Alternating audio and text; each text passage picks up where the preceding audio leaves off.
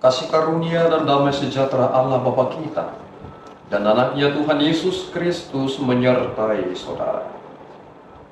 Amin.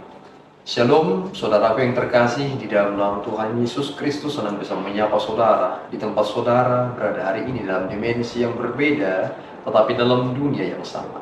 Sebagai insan yang diciptakan untuk Tuhan sebelum melakukan rangkaian aktivitas kita pada hari ini, marilah kita mengawalinya dengan mendengarkan firman. Shalom, selamat pagi. Pembacaan firman Tuhan pada hari ini diambil dari Ulangan 14 ayat 2. Demikian bunyinya. Sebab engkaulah umat yang kudus bagi Tuhan Allahmu, dan engkau dipilih Tuhan untuk menjadi umat kesayangannya dari antara segala bangsa yang di atas muka bumi.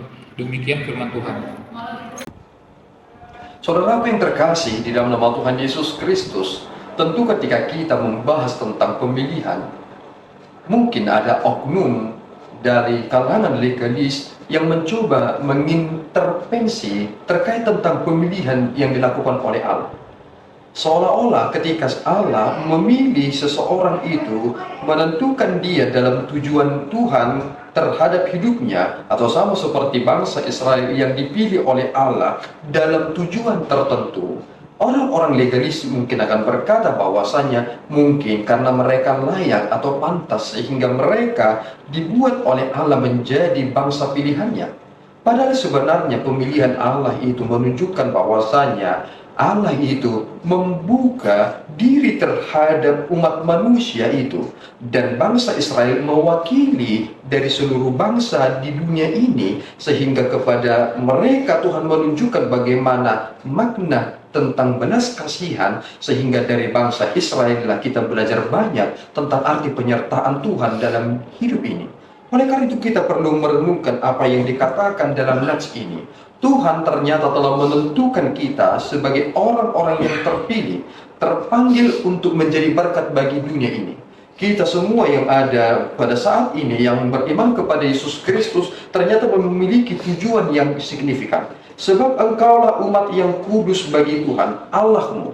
Berbicara tentang kekudusan, maka kita akan berbicara tentang hal yang dipisahkan. Ketika Allah menunjukkan dirinya sebagai Allah yang kudus, Ia menjaga hubungannya atau jaraknya kepada bangsanya.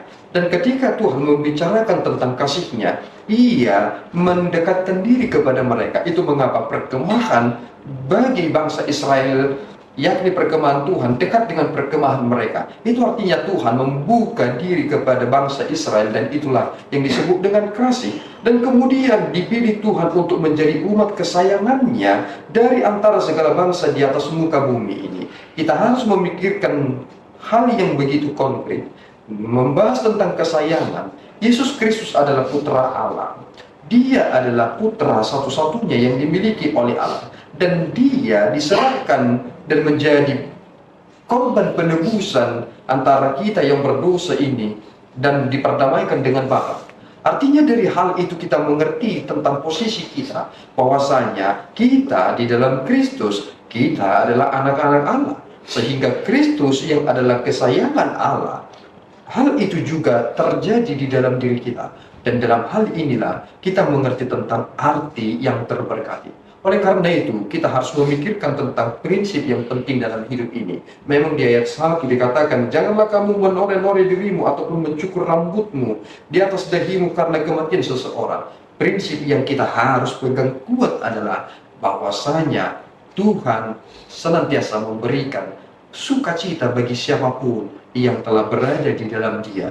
Oleh karena itu, perkabungan akan segera terobati dan akan segera mendapatkan penghiburannya, sebab Tuhanlah yang akan memberikan masa depan yang terbaik bagi setiap orang. Tuhan Yesus memberkati. Kita berdoa. Ya Tuhan, kami bersyukur atas berkat-Mu. Terima kasih Bapa atas firman yang boleh kami terima pada kesempatan yang baik ini. Biarlah kami Tuhan hidup dalam rasa syukur itu, sehingga lewat syukur kami itu nyatalah perbuatan kami di dunia ini sebagai orang-orang yang terpilih. Tuhan, jadikanlah kami ini menjadi orang-orang yang benar-benar Engkau sayangi, dan biarlah Tuhan lewat itu kami semakin menunjukkan bahwasanya Engkau tidak sia-sia melakukannya dan memberi kesempatan itu bagi kami. Terima doa dan pujian kami Bapa, dalam Yesus kami berdoa dan mengucap syukur. Anugerah Tuhan kita Yesus Kristus, kasih setia Allah Bapa dan persekutuan Roh Kudus menyertai saudara. Amin. Tuhan Yesus memberkati.